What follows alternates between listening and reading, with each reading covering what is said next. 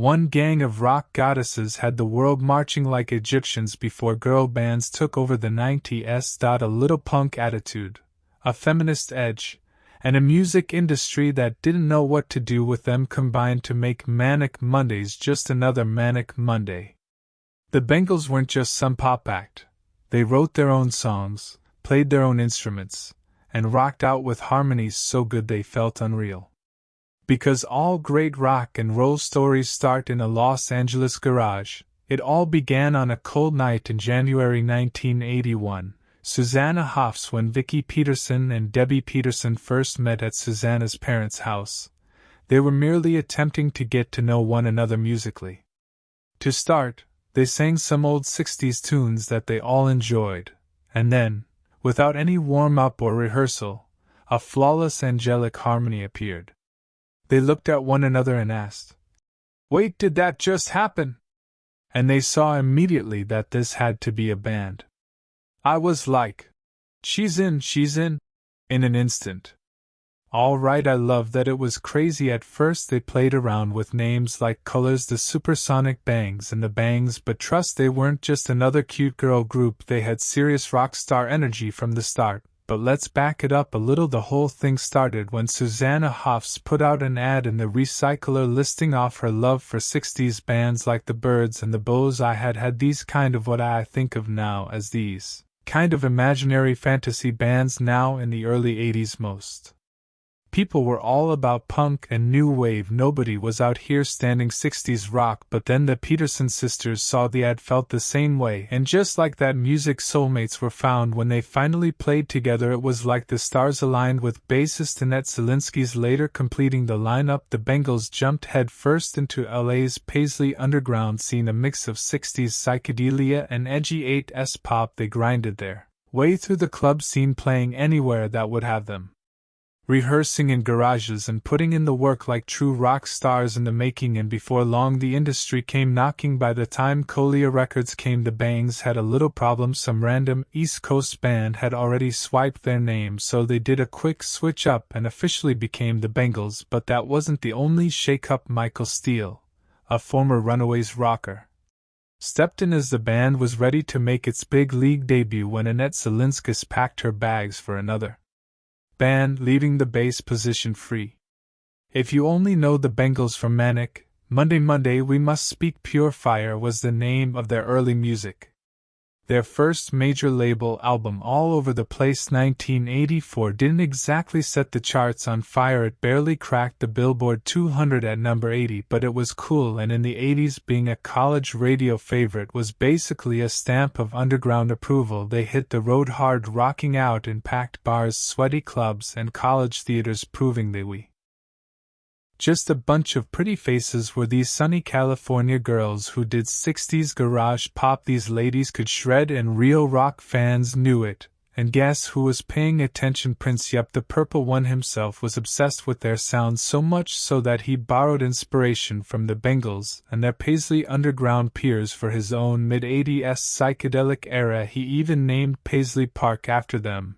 And he wasn't alone. Cyndi Lauper was also a fan. When two of the biggest artists of the decade are vibing with your music, you know you're on to something big. And trust this Prince connection, it was about to take the Bangles to a whole new level. If All Over the Place was their warm-up, Different Light 1986 was the explosion. This album didn't just put the Bangles on the map, it had them plastered on every bedroom wall, MTV screen, and Billboard chart. The album shot up to number 2 on the Billboard 200 and went triple platinum in the US, platinum in the UK, and sold a whopping 3.6 million copies worldwide. And why? Because it was packed with hits. First up, there's Manic Monday, the dreamy, bittersweet anthem written by none other than Prince. Yes, he just casually handed them a future classic. Then there's Walk Like an Egyptian, a song so wildly catchy it turned into a full-blown cultural phenomenon, complete with that iconic dance move. It topped the charts, got everybody doing that sideways shuffle, and even got banned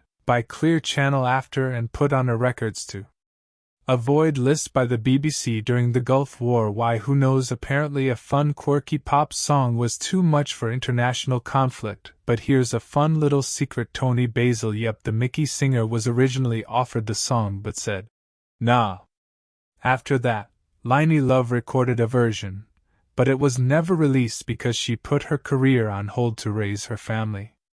Destiny was obviously waiting for the Bangles, and when they did, it became an international hit, and the video even earned a nomination for Best Group.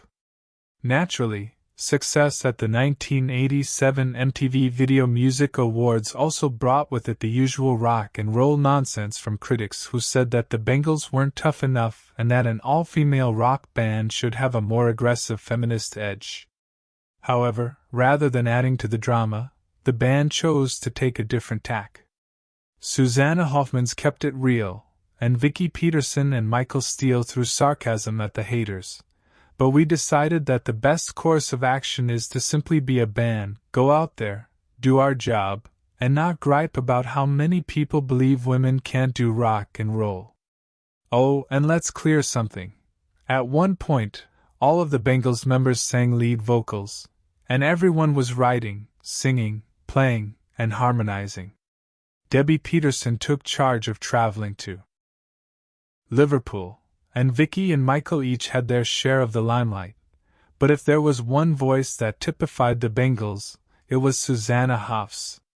She was the group's Paul McCartney, the adorable one, the wide-eyed star whose easygoing demeanor occasionally caused people to ignore her true extraordinary talent.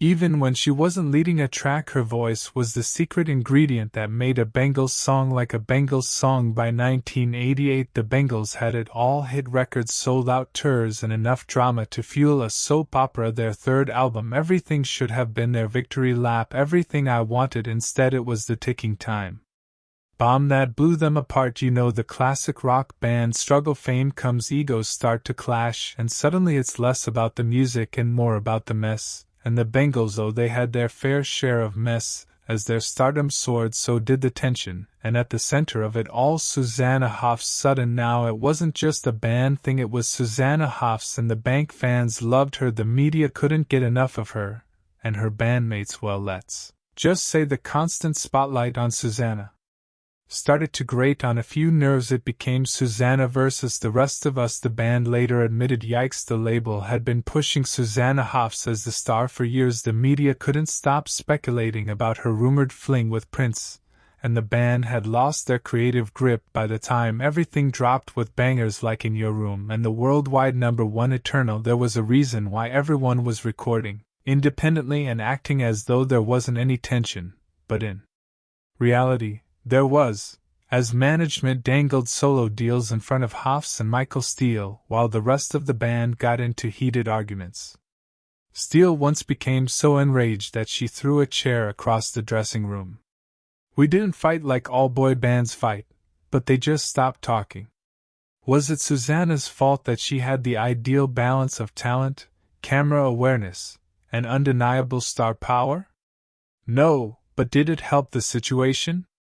Her beauty and her ability to operate the camera in interviews and videos did nothing but fuel the escalating resentment. Then came the I Move cue, dramatic music, you know, the famous flirtatious glance from left to right in the walk? Like an Egyptian music video, walk like an Egyptian, yeah, that one. Apparently that was the final straw, the thing that tipped the already shaky balance within the group. It sounds ridiculous, but in a band already dealing with underlying tensions, something as simple as a well-timed gaze was enough to ignite the flames, and the tension wasn't just surface level. Debbie Peterson revealed that things got so dark that she actually considered taking her own life. It was that bad, she admitted. I was thinking of ways of actually doing it. I felt like I just didn't need to be here anymore. I was psychologically damaged. All this while the band was at their peak. Talk about rock and roll highs and lows. Now let's rewind a bit, because this is where Prince comes in. Susanna Hoffs, yes, Susanna again, being the networking queen, she was convinced their A&R rep Peter Fillon to personally invite Prince to a Bangles show in August 1984. Seems like a long shot, right? But to everyone's shock, Prince actually showed up. Hero takes a fall, and it's sure enough, they look over to the side and Prince is coming out onto the stage already. He simply got it, and he loved giving these songs away. It was a kind deed, and the connection was legendary. But as the years passed, things took an odd turn. according to a book by Hachette Book Group. And made the purple one hand them Manic Monday on a silver platter beautifully for women. The band acknowledged that Prince was a musical genius. But even geniuses can be a little creepy, and then the really strange stuff. Prince's admiration for Hoffs turned into low-key stalking, beginning with small messages left on their tour bus about him floating around the band and the constant threat of him suddenly appearing on stage. But it escalated to his purple limousine mysteriously showing up wherever they were without him ever getting out. Being a well-known band entails receiving fan mail, and receiving fan mail can occasionally result in gifts you wish you hadn't opened. For instance, Vicky Peterson once received a necklace made of chicken bones, and someone thought, "You know what, Vicky needs a handcrafted poultry relic?" Then came the real horror moment when an apothecary bottle containing a murky white viscous liquid was sent specifically to Susanna. I'll let you speculate as to what that was supposed to be. After that, the Bangles abruptly broke up in 1989 while organizing an international tour, and even though she had a few hits on My Side of the Bed, Steele quit for good, and the band missed out on the 90s years. Eventually, they patched things up and just learned how to be better musicians, better friends, and better collaborators because we just kind of grew up a lot during the years that we weren't working together. Then came Doll Revolution in the early 2000s.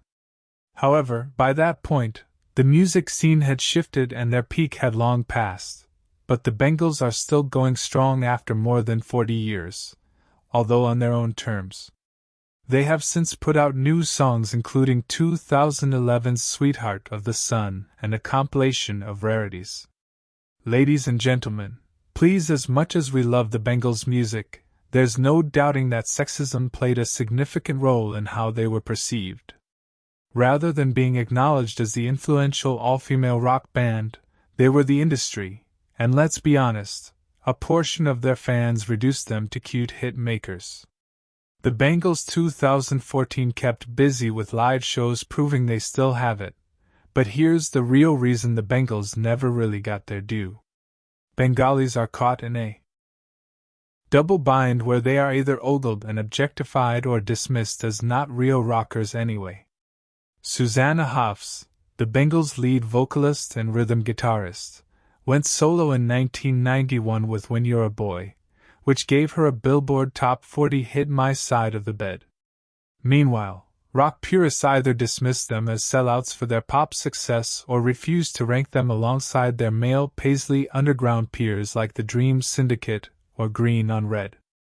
But she didn't find it so easy. The solo career was much harder than I ever thought it would be. There were so many jobs to do that I wasn't used to doing, like everything in the nines. Motherhood threw her into an identity crisis, especially as her husband Austin Powers director Jay Roach was blowing up in Hollywood. She even tried recording music in her garage to stay close to her kids. More recently, Hoffs has been on a creative spree, releasing Bright Lights 2021, The Deep End 2023, and making her author debut with the rom-com This Bird Has Flown 2023, which got rave reviews at 66, and with a net worth of $100 million, she's still balancing rock writing and family life with Roach and their two sons. As for Vicky Peterson, the Bangles' lead guitarist, didn't slow down after the split. She rocked out with Continental Drifter and Psycho Sisters in the 9s, even filling in for the Go-Os on tour in 2003. She married John Cowell, yes, from the Cowells. By 2017, the two formed Action Skulls with actor-musician